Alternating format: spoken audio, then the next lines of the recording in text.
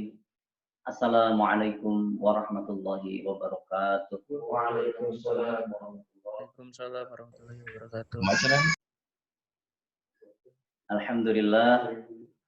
Alhamdulillahilladzi ja'ala siyama junnah wa khassa lis-shaimina baban ilal jannah. Asyhadu an la ilaha illahu rabbul insi wal jinnah. Wa asyhadu anna Muhammadan abduhu wa rasuluhu la nabiyya wa rasula ba'dah. Allahumma salli wa sallim wa barik wa an'im ala rasulillah wa ala alihi wa ashabihi wa man wala wa man tabi'ahum bi ihsanin ila yaumil qiyamah.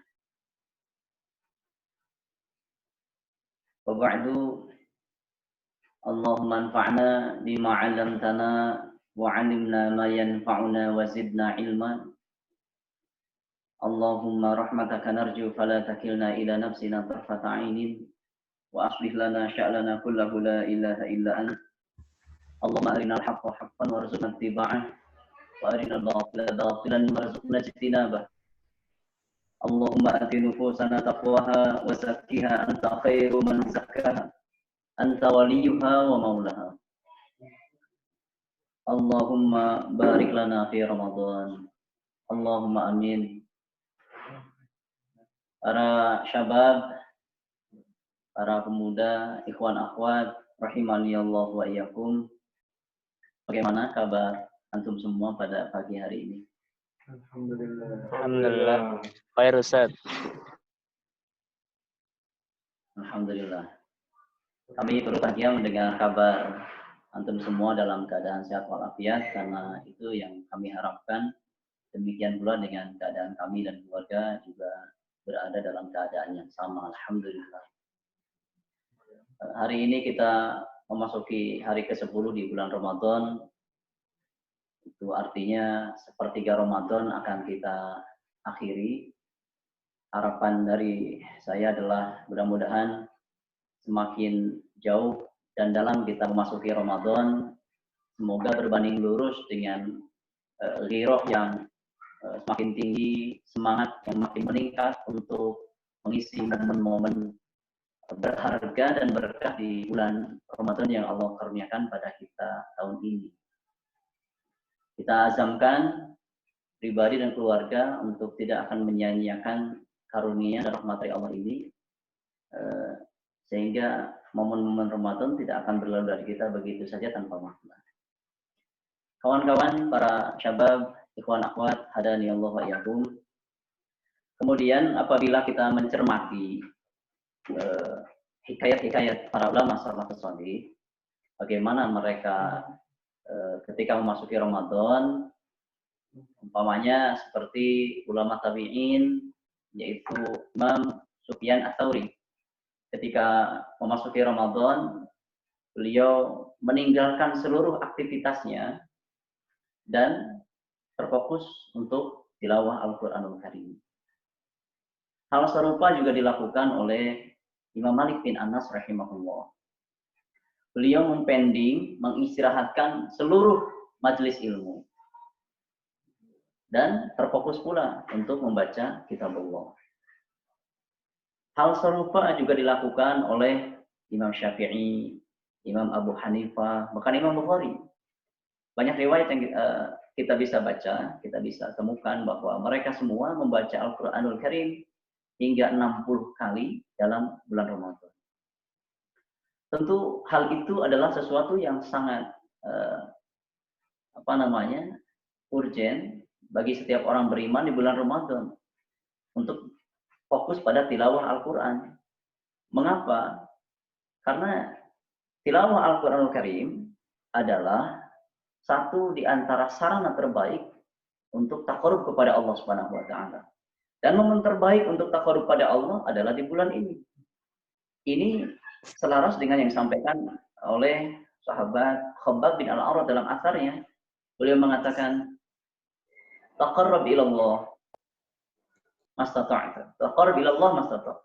Fa'lam annaka lan tataqarraba ilaihi bi syai'in illa bi kalami.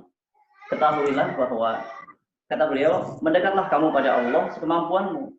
Namun ketahuilah bahwa kamu tidak akan bisa taqarrub kepada Allah, mendekat kepada Allah Jalla wa'ala dengan sesuatu pun kecuali dengan kitabullah, kalamnya, Al-Quranul Karim. Itu yang dilakukan para ulama. Jadi sekali berimam Malik saja meninggalkan, merusuhkan majelis ilmunya. Lalu kenapa kita ngaji sekarang?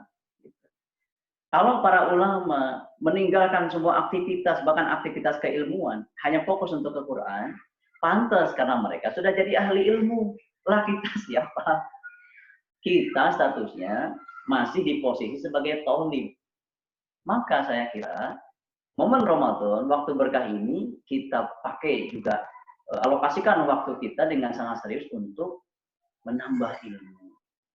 Sekali lagi, kalau mereka pantas, Imam Ahmad, Imam Sufyan Ats-Tsauri, Imam Malik, Abu Hanifah, Imam Bukhari, dan lain-lain, termasuk Syafi'i rahimahullah, mereka fokus ke Quran, meninggalkan semua aktivitas penting lain, karena mereka sudah jadi ahli ilmu. Sementara kita yang masih tolib, sudah selayaknya juga untuk meningkatkan semangat untuk belajar menimba ilmu. Apalagi para pemuda, memang sudah harus demikian. Pemuda itu harus begitu. Karena ada kalimat dari Imam Asy-Syafi'i rahimahullah. Beliau mengatakan, hayatul fata wallahi bil ilmi wa tuqwa. Idza lam yakuna la'tibaran lidzati. Imam Asy-Syafi'i itu jarang sekali bersumpah, bahkan tidak pernah bersumpah, bahkan hanya untuk sesuatu yang benar sekalipun beliau tidak pernah bersumpah atas nama Allah. Tetapi kali ini ketika berbicara tema pemuda dan ilmu, beliau bersumpah. Hayatul fata, kehidupan pemuda itu, wallahi bil ilmi wa tuqwa.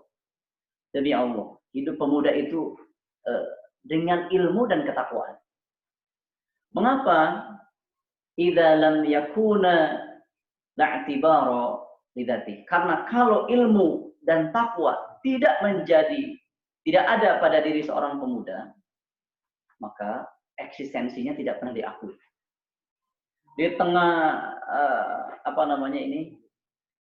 banyaknya media sosial, maka para anak-anak muda mencoba satu sama lain, berlomba bahkan untuk mengekspresikan eksistensi diri mereka, bahkan hingga yang berbau maksiat sekalipun lewat media sosial, hanya sekadar untuk menunjukkan keberadaan dirinya. Dia lupa bahwa para ulama telah membuatkan rambu-rambu terhadap eksistensi para pemuda seperti apa seharusnya. Nah, Asy-Syafi'i mengatakan, hayatul fata wallahi bil ilmi wa tuqwa. Ternyata eksistensi para pemuda itu, kalau yang diakui keberadaan kita, cuma dengan dua hal. Satu dengan ilmu, dua dengan takwa. Maka bersemangatlah wahai para generasi muda, teman-teman, saudara-saudaraku. Ini. Imam Syafi'i juga dalam kesempatan yang lain pernah mengatakan pula bahwa wafatut ta'lim waqta syababih fakabbir ilahi arba'an li wafatih. Jika seorang pemuda itu umurnya habis bukan untuk belajar, umurnya habis, masa mudanya berlalu dari dia, tetapi alokasinya bukan untuk menimba ilmu, belajar dan lain, maka kata Imam Syafi'i, fakabbir ilahi arba'in. Takbir untuknya 4 kali, diwafati sebagai tanda dia telah mati. Bahkan di mata para ahli ilmu, pemuda yang jauh dari ilmu dan ketakwaan dianggap bangkai berjalan. Harus disolati jenazah dengan takbir 4 kali. Mengerikan. Hal itu tidak akan pernah terjadi bagi para pemuda-pemuda yang ada bersama kita hari ini. Dan harapannya memang semua pemuda-pemuda muslim, generasi muslim, mereka mulai tersadar, semangat untuk menghiasi hidup mudanya dengan ilmu dan ketakwaan.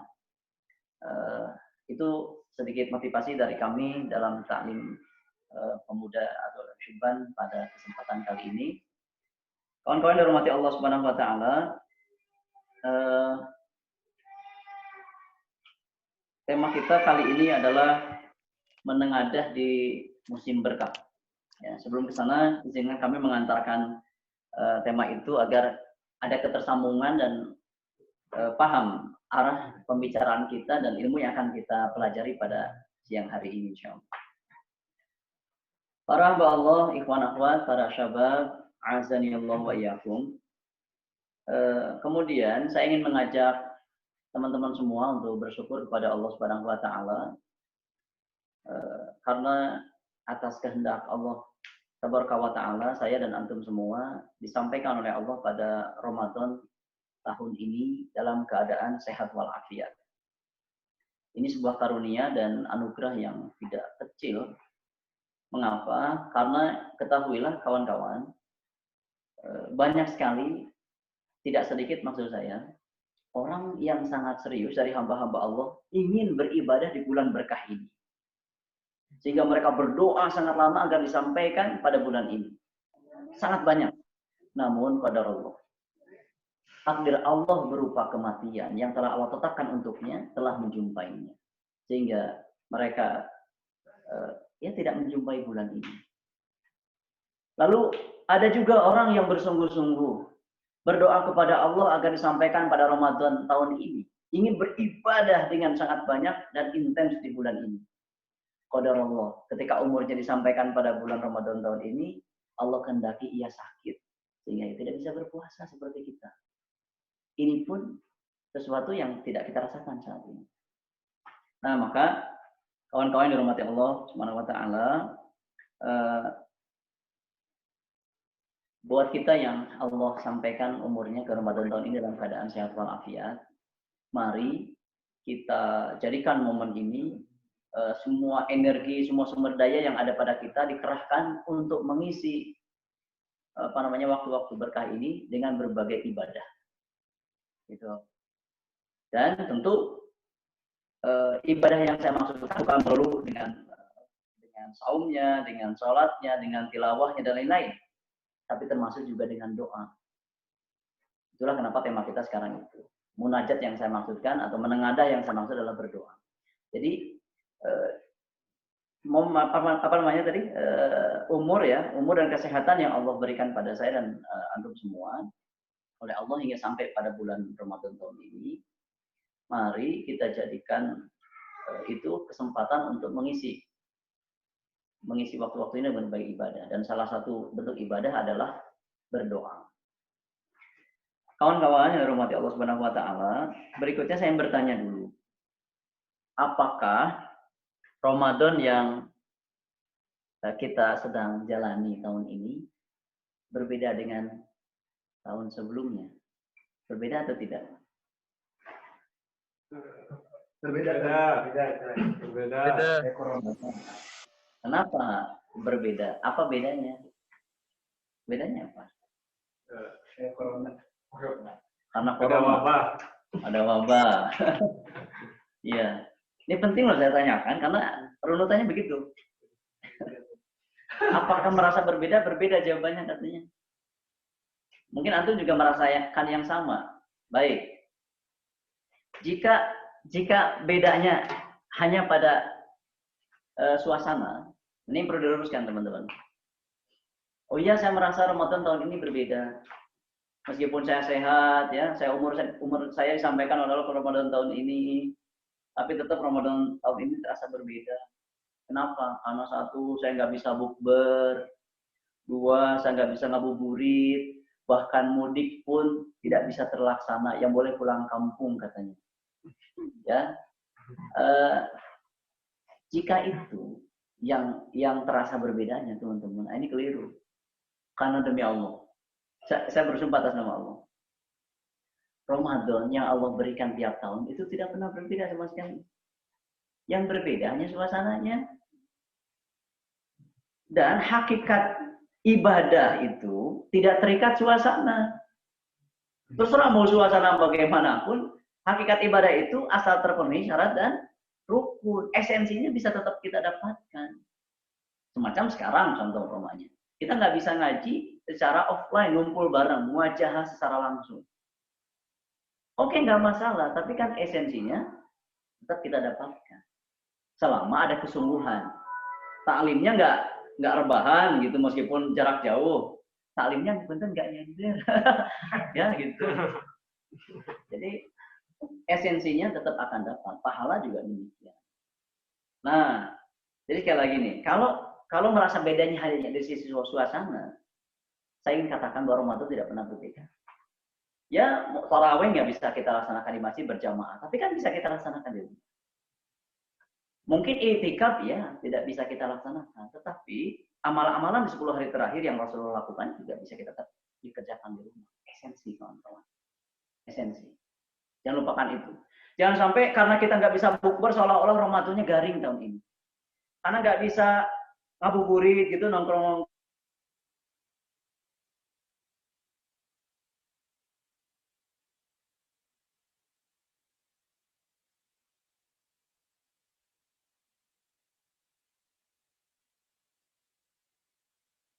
kumpul-kumpul di terlaksananya ibadah itu sendiri sesuai dengan syarat dan hukum. Nah, kawan-kawan, ikhwan akhwat, hadani Allah wa iyyakum, bukankah kita ingin wabah ini segera sirna? Bukankah kita ingin melaksanakan ibadah di bulan Ramadan seperti suasana tahun-tahun sebelumnya? Bisa ngabuburit juga gitu ya? Salah satu caranya adalah berdoa dong. Berdoa kawan-kawan kepada Allah. Supaya Allah menghilangkan wabah ini. Jangan cuma berkomentar, bahkan mencela, mencerca di media, tapi tidak pernah menengadah tangannya pada Allah Subhanahu wa taala. Ayo berdoa. Ya. Maka inilah alasan kenapa untuk pertemuan kita kali ini dalam memaksimalkan ibadah di tengah wabah di bulan berkah, tema kita adalah menengadah di musim berkah. Maksudnya adalah kalau dijabarkan tema kita ini berdoa kepada Allah, berdoanya orang yang saum di bulan Ramadan. Itu. Baik, kawan-kawan hormati Allah Subhanahu wa taala, sekarang saya beralih pada argumentasi dalil, apa yang melatar belakangi tema ini dibuat. Ini Masya Allah butuh 3 malam memikirkan tema ini kawan-kawan. Ya. Apa yang tepat gitu, supaya ya mungkin terlihat sedikit menarik buat official ya. Kenapa sih harus menengadah di waktu berkah, di musim berkah, atau berdoa kepada Allah orang yang saum di bulan Ramadan? Mari kita simak penjelasan daripada Rasulullah SAW dalam sebuah hadis yang diriwayatkan oleh Imam Abu Daud dan Imam At-Tirmidzi. Rasulullah SAW bersabda, Inna Rabbakum tabaraka wa ta'ala hayyun karim. Allah, Tuhan kalian itu adalah maha malu dan maha mulia. Yastahyi min 'abdihi idza rafa'a yadayhi ilaih. Allah itu akan malu sekali ya terhadap hambanya yang menengadahkan atau mengangkat kedua tangannya berdoa kepadanya. Kemudian ayyarudahuma sifro. Namun kemudian ketika si hamba tadi selesai berdoa, ia kembali dengan tangan hampa. Nah, kalau ada hamba yang berdoa kepada Allah dengan mengangkat kedua tangannya, namun si hamba tadi kembali dengan tangan hampa, itu teh buat Allah malu banget. Dengan kalau bahasa saya teman-teman, lewat hadis riwayat Abu Daud At-Tirmidzi ini, jadi di satu sisi Allah menegaskan bahwa Allah adalah memiliki sifat pemalu dan maha mulia, maka dengan segala keagungannya itu Allah akan mengabulkan permintaan doa setiap hamba-hambanya. Karena Allah akan malu. Dengan segala keagungannya masa nggak bisa ngabulin permintaan hamba, kan malu. Jadi mari kita berdoa. Itu teman-teman. Ya. Dan hal serupa Allah kuatkan, diperintahkan oleh Allah dalam Al-Qur'an surah Ghafir atau surah Al-Mu'min ayat ke-60. Allah tabaraka wa ta'ala berfirman, "Wa qala rabbukum ud'uni astajib lakum." Hatta akhir ayat. Allah berfirman, dan berdoalah kepadaku, niscaya akan aku kabulkan. Allah yang memerintahkan kita hambanya untuk berdoa. Allah sendiri yang menempatkan sifat malu pada dirinya kalau tidak mengabulkan. Coba bayangkan. Jadi mari kita berdoa. Dan dalam berdoa itu, mari kita perbanyak begitu. Ya, kata Rasulullah SAW dalam riwayat Imam Ibnu Hibban, idza tamanna ahadukum falyukthir fa innama yas'alu rabbahu 'azza wa jalla. Kalau kita berdoa kepada Allah itu jangan nanggung, teman-teman. Yang banyak dan yang besar-besar. Karena yang sedang kita minta padanya itu adalah Zat yang maha segalanya. Jadi jangan nanggung kalau doa. Jangan ada istilah itu malu, saya sudah minta banyak pada Allah. Justru Allah senang kalau kita doa terus, meminta terus. Tapi Anda boleh coba minta pada makhluk, dimintai 1 kali, 2 kali, 3 kali, apalagi sering. Rasulullah bersabda, "Idza tamanna ahadukum." Jika kalian punya banyak sekali angan-angan, banyak sekali punya keinginan, falyukthir. Maka perbanyaklah memang berdoa pada Allah. Fa innama yas'alu rabbahu 'azza wa jalla. Karena kita semua sedang meminta pada Allah Subhanahu wa taala. Kawan-kawan dirahmati Allah Subhanahu wa taala, itulah argumentasi dalil dari tema kita tentang menengadah. Jadi tadi ada menengadah tangan, yang memang itu disebutkan dalam teks hadis. Nah, kemudian di musim berkah yang saya maksudkan adalah bulan Ramadan. Bisa kita jumpai dalam rangkaian ayat-ayat saum di surah Al-Baqarah, surah kedua ayat 183 hingga 187. Di ayat 186 Allah Tabaraka wa Ta'ala berfirman, "A'udzubillahi minasyaitonir rajim. Wa idza sa'alaka 'ibadi 'anni fa inni qarib. Ujibu da'watad da'i idza da'an." Kata akhir ayat. Jika hambaku bertanya kepadamu wahai Muhammad tentang aku, jawablah olehmu bahwasanya aku dekat, kata Allah. Ujibu da'watad da'i idza da'an.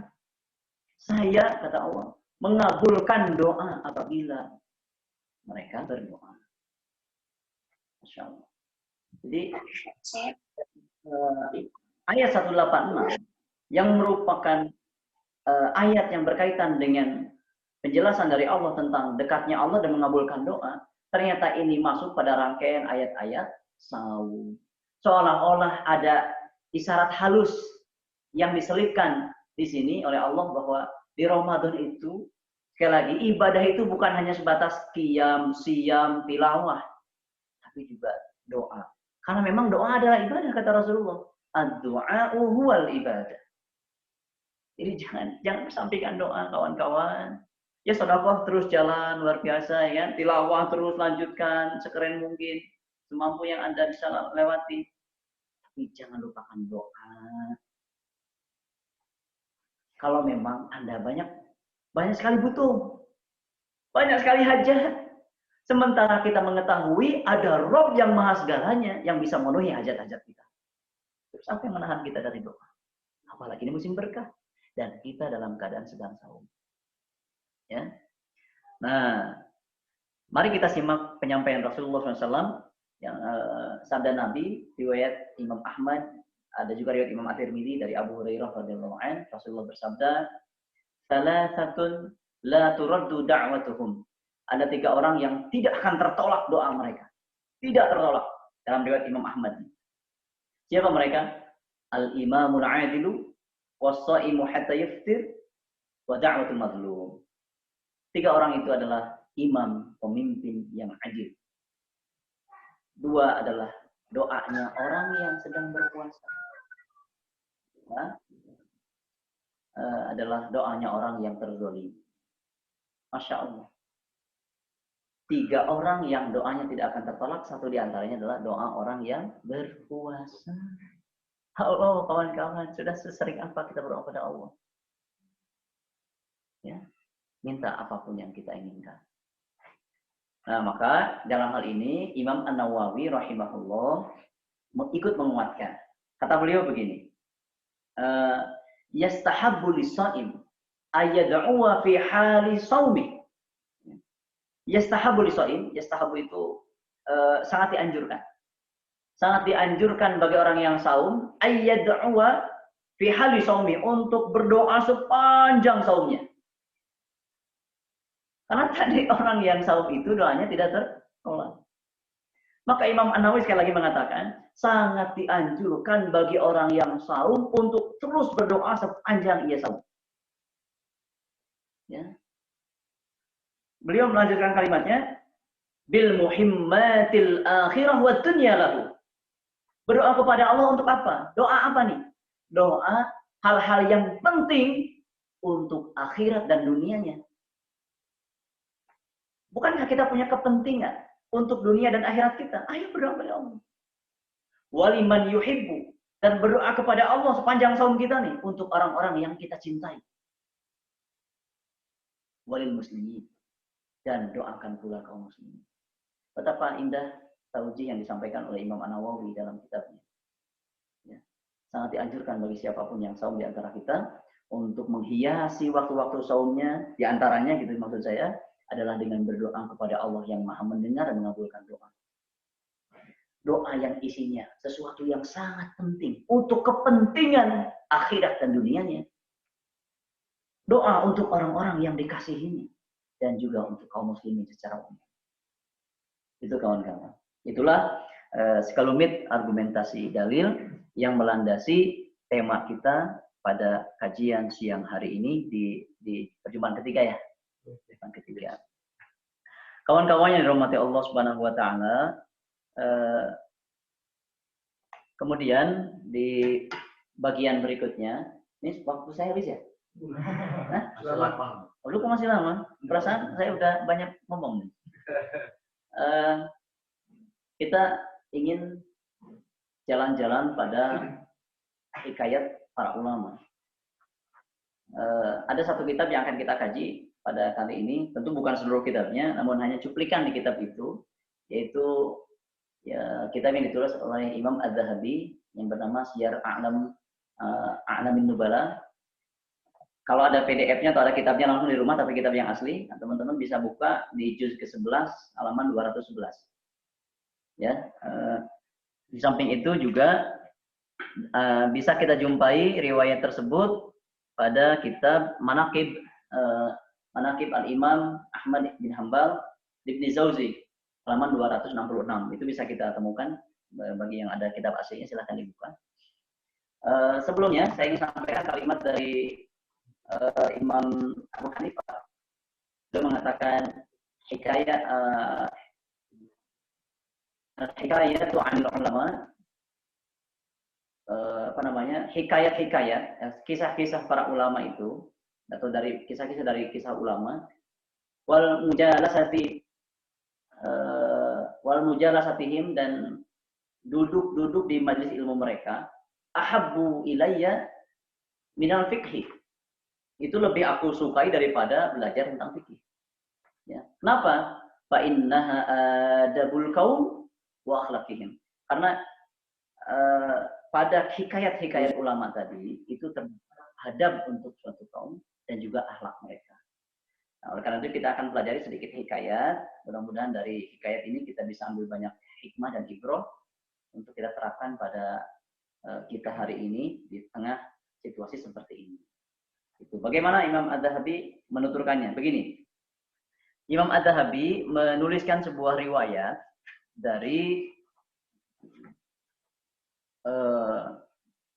riwayatnya dari Abbas bin Muhammad Ad-Dawri. Abbas bin Muhammad Ad-Dawri ini mengisahkan tentang cerita tetangganya yang bernama Ali bin Abi Fazaroh. Ali bin Abi Fazaroh. Ali bin Abi Fazaroh ini dia punya ibu, ya, memiliki seorang ibu yang lumpuh, dan lumpuhnya ini sudah sangat lama, yaitu 20 tahun. Lumpuh 20 tahun bisa dibayangkan kawan-kawan. Jika terjadi goyang, itu bukan gempa teman-teman, ini gempa lokal ya di Androidnya. Maaf. Banyak iklan ya. Sampai mana tadi? Apa itu? Boleh dibuka.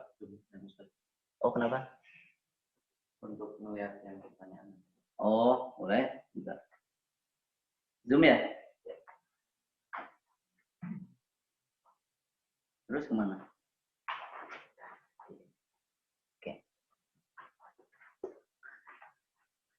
Apa tadi ya? Ali bin Muhammad. Apa? Ali bin Abi Fazaroh, bukan Ali bin Muhammad. Kisah dari Ali bin Abi Fazaroh. Saya ulangi, beliau memiliki seorang ibu yang sakit lumpuh selama 20 tahun. Pada suatu hari, qalat li ummi, kata beliau, ibuku berkata pada saya, idhab ila Ahmad fas'alhu ayyad'uwali. Pergilah kamu pada rumah Imam Ahmad bin Hanbal, kemudian mintalah ia untuk mendoakan kesembuhanku. Kata ibunya begitu. Maka sebagai seorang anak yang soleh harus mentaati orang tuanya. Berangkatlah beliau.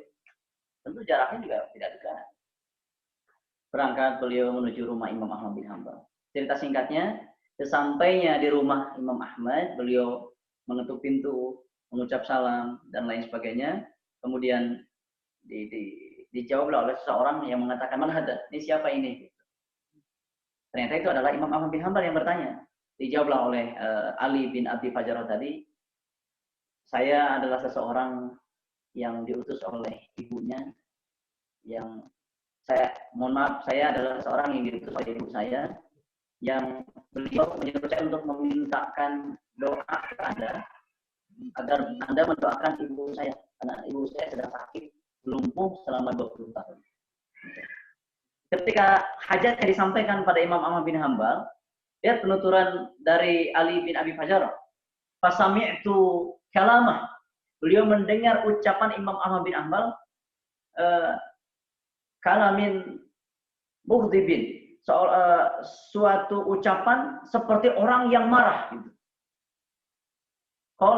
Maka Imam Ahmad berkata, nahnu a'waju an tad'uallahu lana. Kami lebih butuh untuk didoakan olehmu kepada Allah. Dia terbalik. Jadi kalau bahasa kita mungkin ya, ada seseorang datang pada Imam Ahmad, ini saya disuruh ibu saya, tolong doakan ibu saya supaya sembuh karena beliau sakit selama 20 tahun, sakit lumpuh. Rupanya jawaban Imam Ahmad di luar dugaan Ali bin Abi Fajarah. Kaget sekali karena nadanya nada marah. Bahkan Imam Ahmad berkata, sebetulnya kami yang butuh didoakan oleh kalian.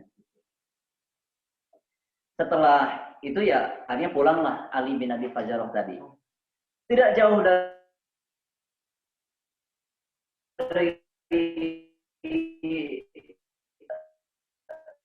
kemudian berkata kepada Ali bin Abi Fajarah,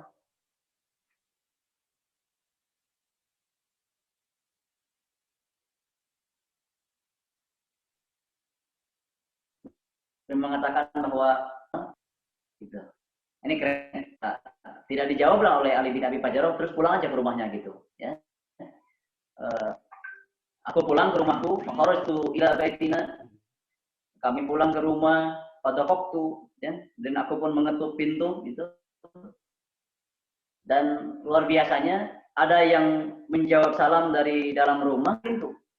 Ternyata yang keluar dari rumah itu adalah ibunya.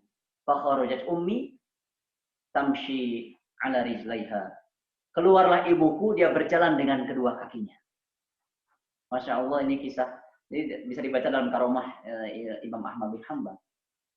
Kawan-kawan yang dihormati Allah Subhanahu wa taala, bagi kita orang-orang yang beriman tentu sangat meyakini bahwa ada di antara hamba-hamba Allah yang doanya sangat mustajab.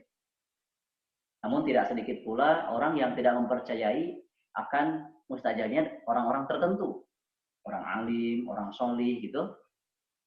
Tapi pembahasan kita saat ini bukan pada ranah itu ya. Ya terserah mau orang percaya mau orang tidak gitu. Fokus kita adalah kepada kenapa, ada apa dengan sikap Imam Ahmad. Gitu. Kenapa Imam Ahmad kok bersikap demikian ketika dimintai doa oleh umat? Setidaknya ini ada dua sudut pandang, ya. Dua pelajaran buat kita pada siang hari ini, insya Allah. Sudut pandang yang pertama, ini mengindikasikan sebagai bentuk ketawaduan Imam Ahmad bin Hanbal. Kan tadi marah tuh, fasami'tu kalamah. Saya mendengar suara Imam Ahmad itu seperti suara yang sedang marah, gitu ya. Bahkan ya tadi marah lah intinya. Ini sebetulnya bentuk ketawaduan Imam Ahmad. Kenapa? Karena beliau tidak ingin terjebak. Ya, Terjebak pada apa? Terjebak pada anggapan, pada pujian. Terjebak pada pujian orang yang menganggap bahwa kedudukan Imam Ahmad di sisi Allah sangat tinggi. Jadi beliau sangat takut, sangat khawatir terhadap anggapan orang yang akan nanti berujung jadi pujian gitu, tentang kedekatan dirinya dengan Allah Subhanahu wa taala, dan doanya makbul kan saking dekatnya dengan Allah gitu. Tidak ingin terjebak pada pujian orang yang menganggap dirinya dekat dengan Allah. Karena kalau sudah terjebak ini bahaya. Apa bahayanya? Bisa mengakibatkan seseorang yang terjebak pada pujian tadi, pada pujian orang tadi, menganggap dirinya lebih baik dari orang lain. Ini bahaya. Tengoklah teman-teman kisah iblis, laknatullah alaihi, ketika dia menolak perintah Allah untuk sujud pada Adam. Coba apa argumentasinya? Karena dia merasa lebih baik dari Adam. Dan bukankah jin itu diciptakan lebih dulu oleh Allah daripada manusia? Sehingga termasuk iblis lebih lama beribadah pada Allah melebihi manusia.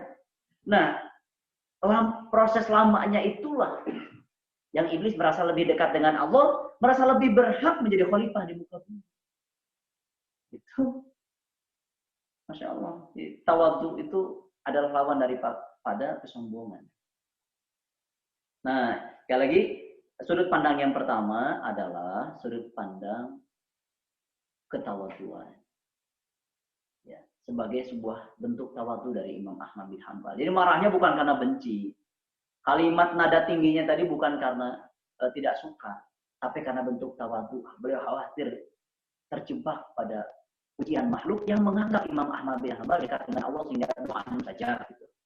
Memang iya beliau mustajab doanya, tapi beliau khawatir ada sangkaan orang sehingga membuat dirinya, karena begitulah hati itu bolak-balik, menganggap dirinya lebih baik dari manusia yang lain, akhirnya sombong dan lain-lain. Ya, jadi tawadhu intinya. Dan jika teman-teman masih bingung tentang tawadhu, mari kita simak penjelasan dari Imam Hasan Al-Basri rahimahullah tentang tawadhu. Ketika beliau ditanya oleh murid-murid beliau, apa sih tawadhu itu, Mam? Gitu. Beliau mengatakan, huwa an takhruja min baitik fala talqa ahadan illa ra'aita lahul fadlu 'alaik. Yang disebut tawadhu itu adalah kamu keluar dari rumah, ya, terus berjumpa dengan seseorang, maka kamu tidak melihatnya kecuali dia memiliki keutamaan, kelebihan atas dirimu. Kalau bahasa kita beginilah, tawadhu itu adalah setiap kali kita menjumpai seseorang, berjumpa dengan siapapun, kapanpun, dimanapun, selalu masang mindset bahwa orang yang kita jumpai itu, yang kita lihat itu, memiliki kelebihan yang tidak ada pada kita. Kalau ini terlatih kita lakukan, dibiasakan dengan penuh kesadaran, insya Allah kesombongan jauh dari kita. Latihannya begitu ya, bertemu siapapun, itu dia pasti punya kelebihan, punya suatu keutamaan yang memberikan pada dia yang tidak ada pada saya. Ini perlu dilatih memang, perlu dibiasakan dan penuh kesadaran. Kawan-kawan yang rahmati Allah Subhanahu wa taala, itu pelajaran pertama dari sudut pandang awal, yaitu sebagai suatu bentuk ketawadhuan.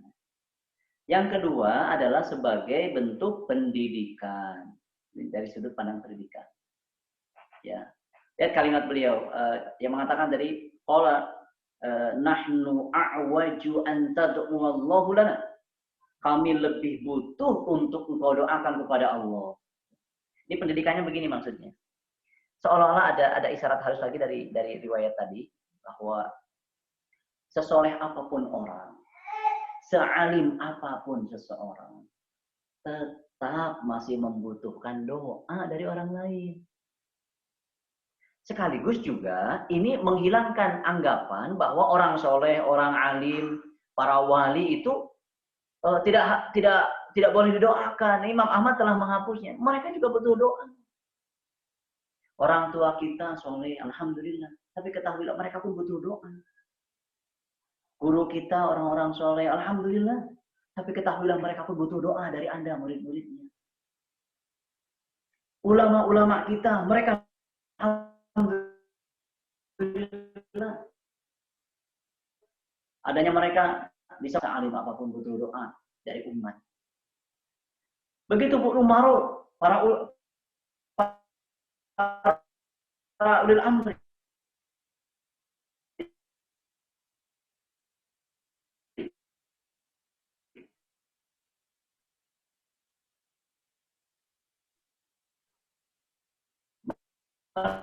Mereka soleh, alhamdulillah, sebagai suatu bentuk pendidikan butuh doa dari orang lain, apalagi belum ahli, belum soleh. Nah gitu.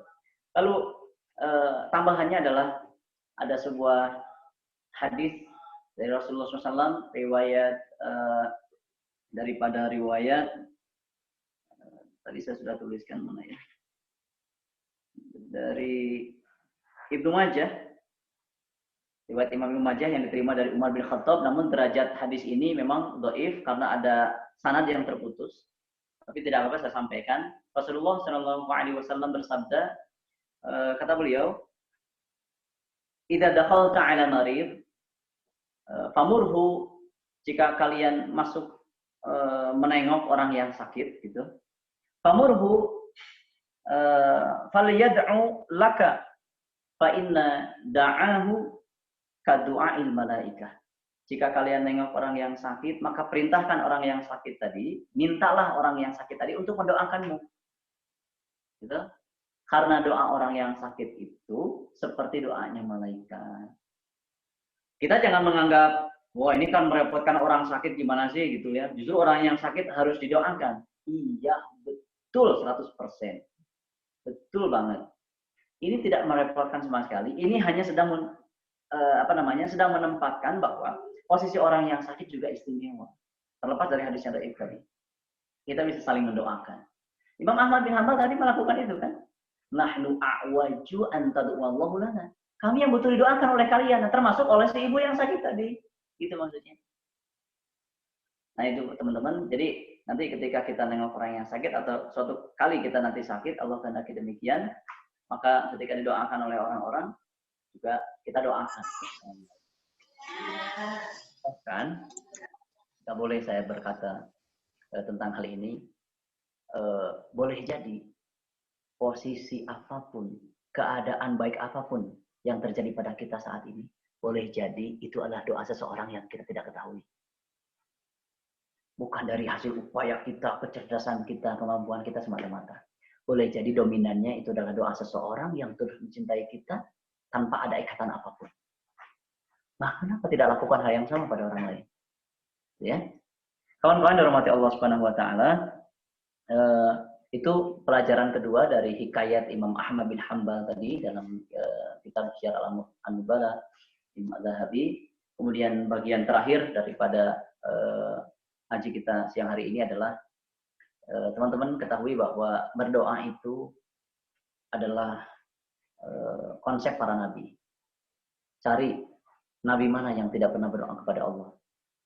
Karena mereka dekat dengan Allah, mereka dijamin oleh Allah, namun mereka tetap memberikan teladan kepada kita dalam berdoa kepada Allah Subhanahu Wa Taala. Nah, itu ya. Jadi berdoa itu adalah kedua para nabi, konsep para nabi. Jadi mari berdoa. Dan dalam berdoanya, nih ada ketentuannya nih. Dalam berdoanya itu, tadi saya coba urat-urat lagi ya. Jika keliru, catatan saya mohon maaf, nanti luruskan saja. Dalam berdoa itu tidak boleh lelah, tidak boleh putus asa, ya. Serta tidak ada yang mustahil bagi Allah terhadap doa kita. Tidak boleh lelah dan putus asa. Ini kita simak. Umpamanya Nabi Ibrahim alaihissalam. Beliau tuh punya anak dari Ibunda Hajar yang bernama Ismail itu pada usia 86 tahun. Nabi Ibrahim usianya 86 baru punya anak. Ada yang mengatakan 85. Baru kemudian dari Ibunda Sarah lahir Ishak ketika Nabi Ibrahim usia 99 atau 100.